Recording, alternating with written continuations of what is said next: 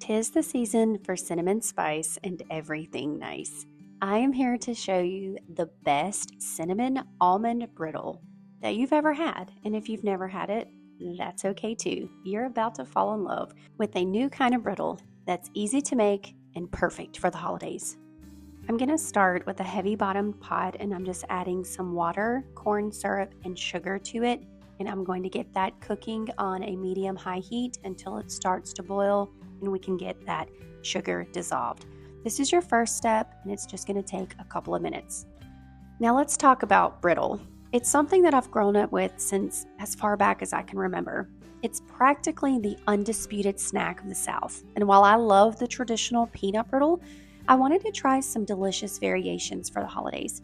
And what better way to make something feel like the holiday season than to add cinnamon? Those are my thoughts anyway. I'm going to show you how to make this cinnamon almond brittle. And the next time you attend a gathering or for the upcoming holidays, Thanksgiving dinner, Christmas dinner, you can bring this sweet treat that no one will expect and won't forget. Now, I don't know about you, but I don't venture out to make candy very often because I grew up thinking the process is incredibly complicated and you have to be older and wiser to attempt to make it, because the ladies at my church who made peanut brittle all the time were the elders and they always did it for fundraising money. If you know, you know. But I'm here to show you that it's not as complicated as I once thought. The only special equipment that you do need is a sugar thermometer, and you can see that on the side of my pot here. Now I took that sugar, corn syrup, and water and I stirred it until it boiled, and I wanted it to reach 240 degrees. When that happened, then I stirred in my almonds, my cinnamon, my salt, and my 3 tablespoons of butter. You can see me here stirring all of that in, and now I'm just waiting for that mixture to reach 300 degrees.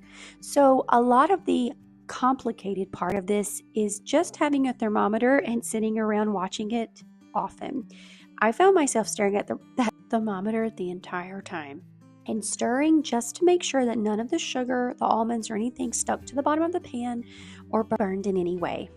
After it reached 300 degrees, I added my last 2 ingredients, which is baking soda and good vanilla. This is actually Mexican vanilla. I just came back from Mexico. It is so good. After I stirred in those 2 ingredients, then I removed it from the heat and prepared to pour it onto the baking sheets that are lined with parchment paper. Now you're going to do as I say and not as you're seeing me do here. Do not pour your mixture in a pile on the parchment paper and try to spread it with a spoon. I mean, yeah, it worked, but this is not efficient or effective.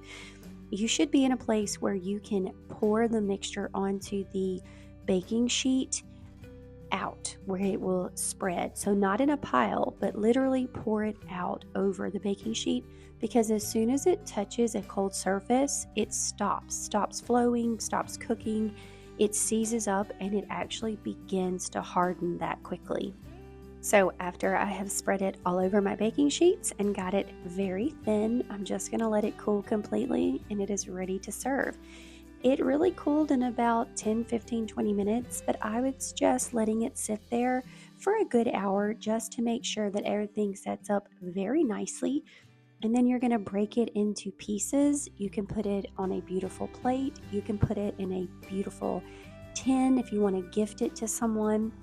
It lasts at room temperature in an airtight container for up to 2 months. That's crazy, but also wonderful at the same time. So you can be snacking on this for a while. You have to make this one, guys. You have to.